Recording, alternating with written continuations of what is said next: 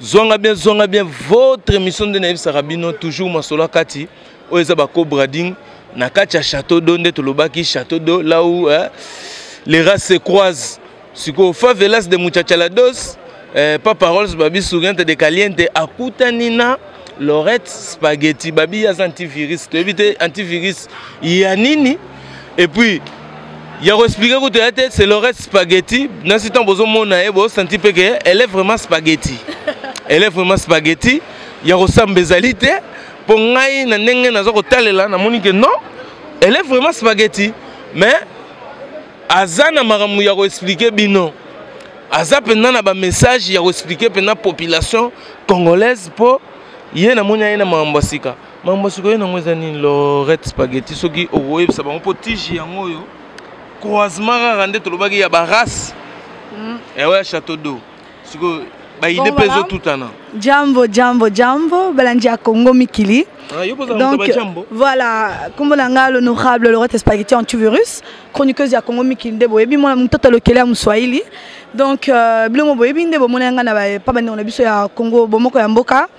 Dans les cas qui pas Sylvie Sly, dans les cas pas Ika de Young à Bruxelles, dans s'est déplacé à Paris et pas vient nanga on a passé merci na ndongo ya Mbinga. Donc ma selon les accueils dans ça l'ouverture il y a Asbel nanga le 15 novembre 2014 dans Bruxelles la salle gala. Donc combat Asbel nanga jeunesse congolaise et développement. Thème à soirée ça une nouvelle génération en marche. Bien. Asbel, n'évitez l'aime sur pour nous Asbel pour ça la belle. Ok, association Zalara, fondation Zalara, mais yo Asbel ou aneza ni expliquer non association de yani. Voilà, ndenge mutuna papa tuni et si comme Martin Santimaza à Sepeli, hein Kevin de mon cœur, Mastaya, yo mo escoza au Sepeli. Donc ils apprennent à aider les jeunes au bala talent.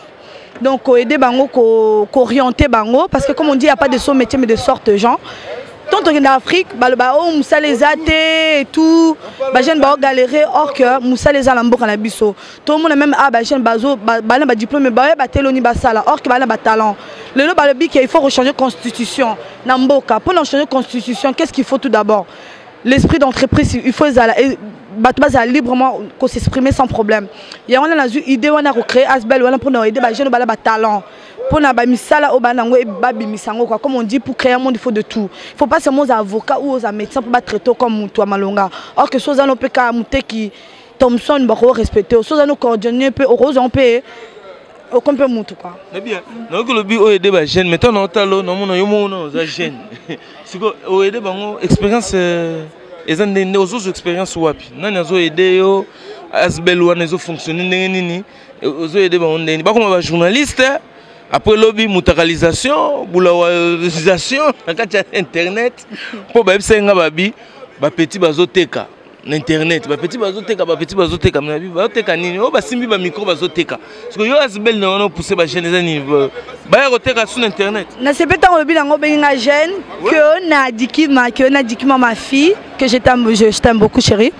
Na sepel na mutuna non bien sûr mon naza jamais naza pe na souci ya bandronanga ya ba jeune congolaise lokolanga ya ba jeune congolais lokolanga ya wana na idée mon projet nanga na mon côté nazana les parents de cette soirée c'est Bertin Mampaka le sénateur Bertin, j'ai Moami Radjabou Oazo Edenga, j'ai le gouverneur de Kisangani Obino Boyebi bato bazé belé famille nanga et puis bande konanga msusu ya monde média oboti kangate nazanga monter nazamona mais nazata tellement ba projet ta antivirus nazala na rapport na ba virus ya ngala donc ton la naza toujours na ba ndoto mo ya mystique pour la mboka na pour la ba famille nanga pour la mandeko na linga ya ngwana nazoki makanisi wana ko sala Asbel o pour na ko aider ba Jean Lokwanga. Favela za mutajalados ba bizonga bien sougante de caliente na bi Ranger Smith El Mundo. Accompagne mambo place na komi ya on appelle ça casa dia bon bambote na pesi babingo mana Naples bambote na pesi Chacho Pipo de Madrid babi Tinto de Verano na pesi bambote et puis Alain Soustraction l'homme de Bilbao na piope bambote masolo kati na bia siko o bondi mbala mo boye po yo kala te ndiko poso na tunyo di kambote bato baloba mais tunyo ete ndenge nini aleki na borna yo et yo mao zoro mabia la quoi c'est là qui yo et puis mon motivation mon boule l'association et ça ni motivation où tu as une agression tout bien on y agression tout bien on y séquestration na ba tribunal zoro mabela yo ba kanga yo Lorette spaghetti yeyo motivation ne uteke pour la la l'autre ndoto bon asbele ou bien depuis agression to lo banini na ebité mais zoro mabela to tunasanga na kombo. Merci beaucoup na mtumna na yo Ali Dikima Kiona Dikima. Bilongo boka mutuna oyo tout d'abord tant na monde des médias na toujours na taki ba projet. To seleke gizimo ngavuma asilikaki. Etikala eka ke Suisse. Zoro mabiala na pio bambote. Donc na sepe na mutuna na tout d'abord ba o ba yebinga ba famille nango ba yebi ba master nango ba yebi entourage nango ba yebi tant la bandi Congo Miki à part no Congo Miki je suis une femme qui est un homme et je travaille tout d'abord à part Congo Miki là. Donc oza mwasi oza mobali. Naza mwasi a mutu. Naza mwasi a mutu. Et puis à part ça je suis diplômée, je travaille et ton na Congo Miki na projet hein. Na projet na quitté pour ça aventure. Donc projet na ngai o ya Asbel et bandité pour agression. Parce que ceux qui ont na chika kinde ou peut-être na romi na diamber ou na romi na alcoolique. Tellement que na projet moi il faut na réaliser en donc mutu monta ko arrêter projet na et le monte ko tia barrière na vie na ou na ba projet na zaina donc on est dans cas ça tombe tanga tianga blocage mais comme na za nzambe antivirus moi na nzambe donc bon yebisa ba tsiko les 4 hein. Le 15 novembre. Le 15 novembre, 2014. Batubaya, au Bombeli Bangonini, Bimamni Salamawana, pour comprendre, la Belgique, et puis partout dans le monde, Baya, au Baroya Baya. Bien sûr. Donc au Bombeli Bangoni. Patou Kapangala, Dadi Luciano, hein, Bilomo Bozoka. Donc, Boya Belé, défilé de monde des Zala, concert et Zala, buffet à volonté. Entrée à soirée à 25 €. Pour les femmes, c'est gratuit jusqu'à 22 h.